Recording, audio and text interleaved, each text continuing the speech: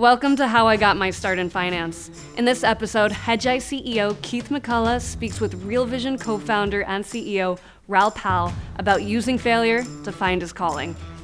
So now I have a company called Hedgeye that's 10 years old, but I started as any other analyst on Wall Street, got a job as a hedge fund analyst, didn't know what I was doing, started to figure that out a little bit. Worked with a guy named John Dawson as he was breaking up with a guy named Art Sandberg, if you probably recall Pequot Capital. Yeah, and Art's been on Real Vision. Yeah, oh, okay, cool. Yeah. And so we were right there on Pequot Avenue, that's why it's called Pequot, in Southport, Connecticut, and I cut my chops as a buy-side analyst. Then they gave me my own book, probably too early. Back then we didn't have factor exposures or limits or hedges. Which year was this? This is back in I started as an analyst back in 2000. Right, okay. Yeah, graduated from college in 99. As a Canadian, you're about 35 years old at that point. So, so then I rolled into your traditional Wall Street investment banking program. Couldn't stand that after a year and went to the buy side. And then eventually became a portfolio manager, had my own fund, and you were running tech portfolio or consumer, global consumer, okay, right. with a big and that's kind of how I got into global macro. Was I got tired of modeling companies that couldn't tell me what the forward outlook was from a macro perspective, because that's of course what they would always get wrong, so I would get wrong, and I didn't like being wrong. So started to build a global macro overlay to actually analyzing companies from a bottom-up perspective, which was easier with global companies like Nike, for example, or some of the big ones that I started to understand better earlier. But it all started with just being an analyst. I started as an analyst.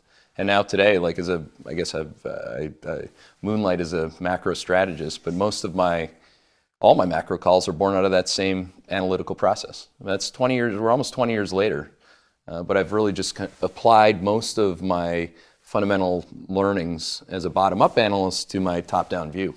And it's certainly not a qualitative one, it's how I quantify it, like this whole rate of change process that we built and whatnot. But so that process of bottoms up and top down was kind of the tiger management approach. People like that, some people have done it really well because there's a lot of top-down information in the granular data, in the bottoms-up stuff, if you know what I mean. And a lot of people don't look at it that way.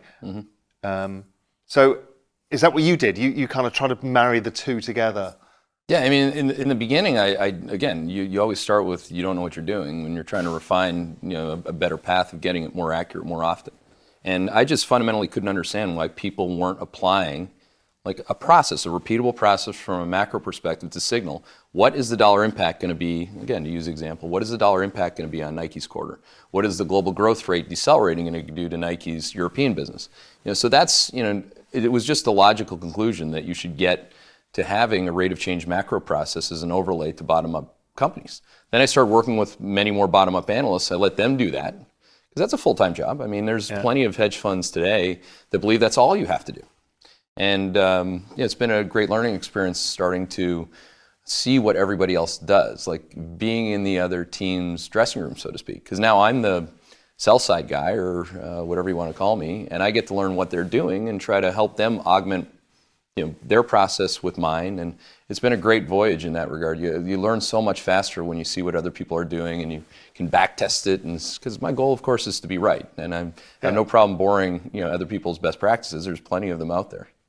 Yeah, so one of the things I found that was my epiphany moment was back in the late 90s, where I suddenly realized if you look at the chart of GDP, it goes up and down. It's cyclical. And when you look at every single analyst, they assume linear demand, let's call it. So in which case they don't ever look at the macro, is how will the global demand situation driven by the business cycle change the performance of Nike or the dollar or interest rates that companies borrow at or anything. And I had the same epiphany. It's like, really? I mean, this is really 80% of all returns come out of macro. Yeah, particularly at the turns. I mean, at the turns especially. So I like to just think of it as one gigantic sine curve that can have the amplitude and longevity of anything. There's no fixed point. Correct. But people who are modeling things bottom up don't quite like that. They want it to be linear. So that's the opportunity, is really in understanding and having. I like to think that if you have an apolitical and data-driven view, you can really be data dependent. The answer's staring you right there in the face. And a lot of people, when they do macro, they do it one of many ways now. Obviously, there are many different strategies, but the big difference I see is a lot of people say this is what the data should look like or could look like, or the outlook could or should look like. Whereas we've built plenty of mathematical tools that are more modern than anything you might have seen before in terms of macro hedge fund managers and whatnot. Predictive tracking algorithms. You can know day to day. It's not a guess anymore. You can now cast what the market is telling you about what is right there. So trade what's in front of you as opposed to what you might ordinarily want to see. And I think that was a great learning. I mean, as opposed to certainly trying to tell the macro market what to do, just listen to it. And again, a lot of people do try and tell it what to do. Yeah. So it's not doing the right thing. It's like, well, maybe either you're too early or wrong. Yeah.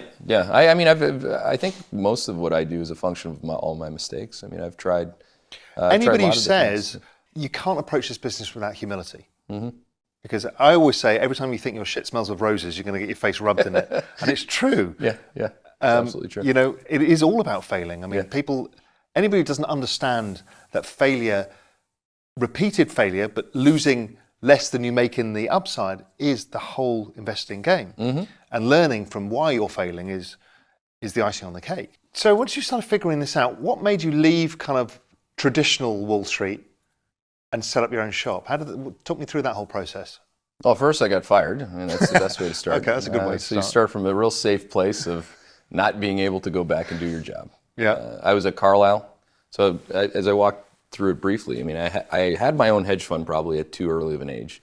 Effectively went to Magnetar Capital and rolled that into a big book there and started to learn, what are these factor exposures? I mean, Magnetar had this proprietary system that was very early in its days, and I give them a lot of credit for that. And I had no idea what it was that they were doing until I finally lived inside of that. Carlisle asked me to come basically run long short for them. That imploded within what was the fastest loss of capital certainly than I've ever seen. We completely blew up Carlisle's initial hedge fund.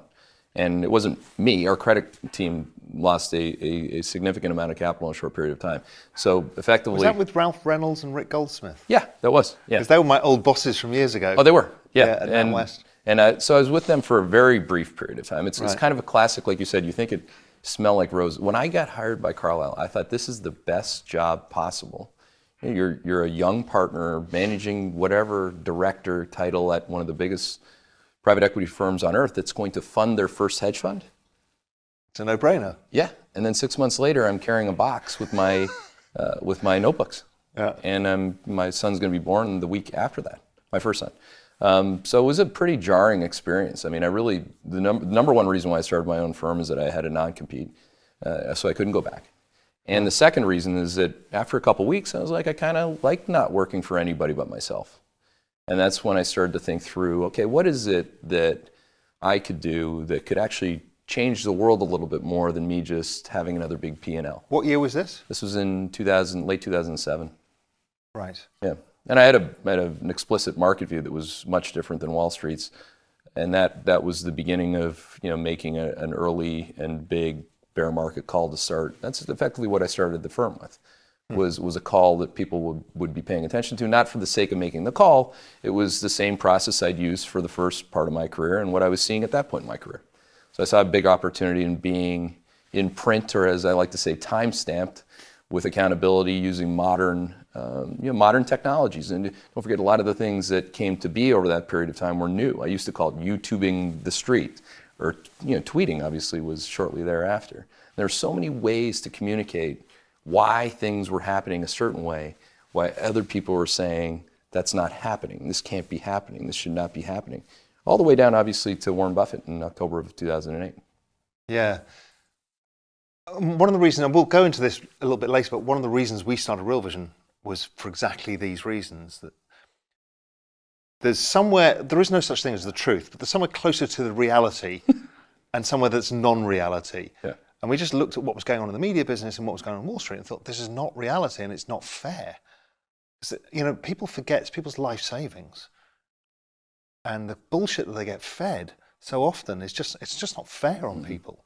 So that, I think we were all driven by the same realization that, we had to do something about it. I always felt like we always had a bit of a moral obligation to do something about changing how the system was. Yeah, I agree with that 100%. And even, the part you walked into was, in terms of the research business, the independent research business, there's a load of great independent researchers, But then there's this behemoth that makes $1 billion a year, which I won't mention their name, out of newsletters built on sensationalism and starting newsletters and burning them and all of this kind of stuff. And again, not really caring about the individual. And I saw what you guys done. I thought, okay, this is good because somebody's actually doing this properly, trying to build a proper business out of it, but using kind of modern techniques of doing it and not just the old way. Yeah, I mean, and back to your point on like there are different ways that people express their edge in the market. There are different processes. Yeah. But God forbid you have your own, and you've built it and you refine it and you evolve it and you learn from its mistakes, its failures.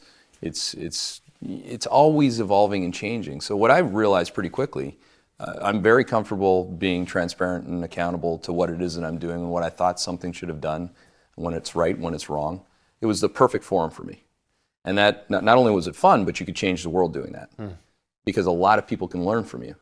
Don't forget that there are a lot of people, like Hedgeye, the whole concept was to put some transparency. If you could look inside, like if we could look inside of this conversation, would I want to hear what we're talking about? Of course you would. And that's why we used real vision. Yeah. Exactly the same idea. And people want it to be real. That's right. And that's if I could look inside of a world-class hedge fund, not in terms of its reputation, in terms of its process. Yeah. Because I still think that there's a huge opportunity there.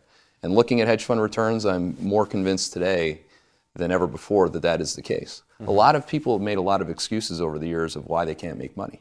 Yeah. And I've not had, God willing, I'm not going to have that problem like at the point where I think it's a structural one.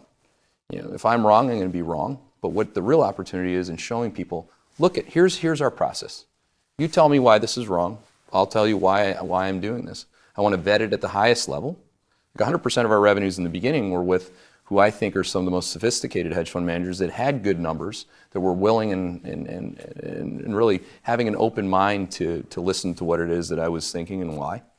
And then bringing it to the masses. Because if I can validate it with plenty of names that you've had conversations with out in the open, then I could surely do better than somebody like Jim Cramer. I mean, this is almost like an insult. When you think about it, the bar is so low in the mass market relative to the institutional market, but both are very wide open nets in terms of the educational opportunity. I think that's a big part of when I think of Hedgeye and its media presence. I think that's the most important thing, how to try to educate both our audience and then get the feedback where I get educated where I'm wrong. Yeah. If you tell me where I'm wrong and I validate that as a good reason, it's not my job to stay wrong. No. And that's a great thing to have that feedback, both from the mass market audience, rich people that want to be rich, people that do well on their own, or institutional money managers, which there are many of them.